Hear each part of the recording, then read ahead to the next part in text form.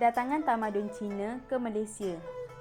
Tamadun Cina merupakan salah sebuah tamadun yang tertua di dunia.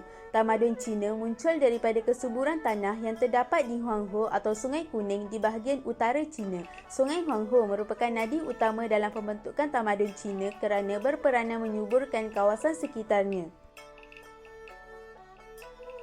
Pada asalnya, hubungan antara tamadun Cina dengan tanah Melayu telah pun terjalin sejak zaman Kesultanan Melayu Melaka pada abad ke-15. Pada zaman tersebut, Cina pernah berperanan sebagai pelindung kepada Melaka daripada ancaman Siam. Perkahwinan antara Sultan Mansur Shah dengan Puteri Hang Lipo dari Cina turut menjalin hubungan diplomatik dan politik antara dua buah tamadun ini. Selain itu, faktor kemelesetan ekonomi di China dan pengangguran dalam kalangan rakyat negara tersebut telah menyebabkan berlakunya kedatangan rakyat Cina ke Tanah Melayu. Di Tanah Melayu, mereka bekerja sebagai pelombong biji timah di lombong-lombong biji timah yang dibuka oleh British dengan kerjasama Raja-Raja Melayu. Melihat kemampuan Tanah Melayu memberikan kehidupan yang baik kepada pekerja Cina telah menyebabkan mereka terus menetap di Tanah Melayu. Kesan kedatangan tamadun Cina di Malaysia. Dari segi sosial, kemasukan masyarakat Cina ke Tanah Melayu telah menyebabkan berlakunya pembentukan masyarakat majmuk. Kerajaan telah memperkenalkan dasar kebudayaan kebangsaan untuk mengukuhkan perpaduan bangsa dan negara melalui kebudayaan.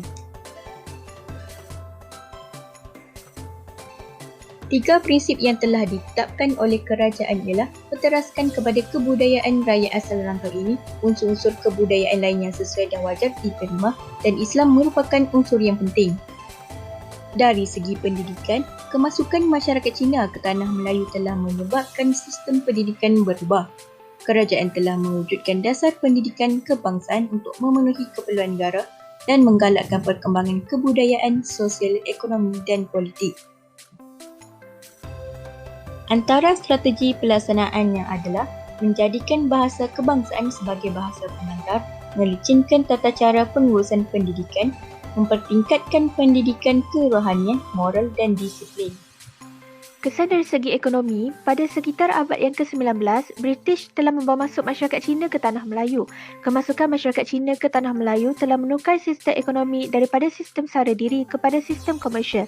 British berpendapat masyarakat Cina mempunyai semangat kerja yang kuat, berdaya saing dan bersifat keusahawanan. Kesan dari segi bidang perubatan dan juga kesihatan, dalam masyarakat Cina, penyakit boleh dirawat melalui pelbagai cara iaitu dengan menerusi rawatan secara pemberian bahan-bahan seperti herba dan juga bahan galian yang dikenali sebagai materia medika. Seterusnya, moksibusi merupakan cara perubatan yang menggunakan stik moksa yang diperbuat daripada herba tertentu yang dibakar dan asapnya dilalukan pada anggota badan.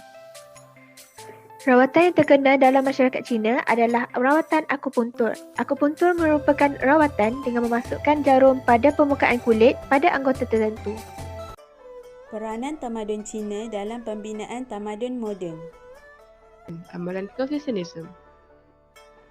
Mengikut falsafah Confucianism, pendidikan penting untuk mengekalkan nilai dan norma masyarakat, mengekalkan kebudayaan masyarakat untuk membawa kestabilan, kesejahteraan dan keamanan hidup. Falsafah Confucianism menekankan manusia agung mestilah mempunyai sifat penuh kasih sayang, segala pergerakan bebas daripada penyelewengan dan sifat kekerasan, tidak bercakap banyak, tidak suka menonjolkan diri, tidak bersikap bongkak dan sombong, tidak mementingkan diri sendiri. Confucius juga menggesa masyarakat supaya menjalankan tanggungjawab yang dipegang. Ini dapat membentuk tamadun moden yang mempunyai masyarakat yang bersikap baik, menghormati antara satu sama lain dan beramanah. Pendidikan. Confucius menulis 4 buah buku yang mengandungi falsafah pendidikan Confucianism. Confucian Analects, Book of Mencius, The Great Learning, The Doctrine of Me. Laozi, pengasas Taoism, meninggalkan penulisan teks Taoism berjudul Tao Te Ching, Klasik Moral, mengandungi 81 ajaran berbentuk puisi. Kedua-dua ajaran falsafah mementingkan nilai murni, tidak hanya pendidikan semata-mata. Ajaran Confucius juga telah melahirkan sistem peperiksaan yang mewujudkan birokrasi dalam pentadbiran Cina. Perkahwinan. Tradisi adat perkahwinan kaum Cina telah diperkenalkan. Antara adat-adatnya ialah ibu bapa berkuasa menentukan perkahwinan dan membantah jika tidak setuju. Kesesuaian jodoh dipilih berdasarkan kesesuaian dari segi tahun, bulan, hari dan masa kelahiran. Pertunangan dibuat oleh ibu bapa lelaki dengan menghadiahkan jade, pengikat rambut, kuih, kepingan kain dan daun teh kepada keluarga perempuan. 4. Tarikh akan ditentukan untuk majlis perkahwinan dan 5. Upacara perkahwinan. Perayaan. Tahun Baru Cina. Tahun Baru Cina merupakan satu perayaan utama dalam masyarakat Cina di Malaysia. Perayaan ini disambut pada hari kedua bulan pertama kalender Cina. Kaum Cina menyambut kedatangan Tahun Baru dengan meriah kerana diyakini dapat memberikan kekayaan dan kelebihan kemakmuran kepada mereka. Pada hari pertama, setiap orang akan menggayakan pakaian baru berwarna merah yang diyakini akan membawa tuah. Ucapan yang sering diungkapkan ialah Gong Si Fa Cha yang membawa maksud selamat sejahtera dan murah rezeki. Terdapat juga keluarga yang menggunakan tarian singa sebagai upacara simbolik untuk menyambut tahun baru sambil menghalau musibah dari rumah. Pesta Cap Gome. Kaum Cina akan menyambut Cap Gome pada hari ke-15 perayaan ini. Hari tersebut menandakan hari terakhir bagi bulan penuh dan merupakan penutup kepada perayaan Tahun Baru. Mercun akan dibakar habis-habisan untuk menghasilkan bunyi yang kuat dan dipercayai dapat menghalau roh jahat. Perayaan Kuih Bulan. Perayaan ini juga dikenali sebagai Pesta Tanlong atau perayaan musim duro. Dipercayai pesta ini bermula pada 3,000 tahun lalu ketika pemerintahan dinasti Shang, di mana raja-raja menyembah bulan untuk mendapatkan hasil tuaian yang berganda pada musim duro.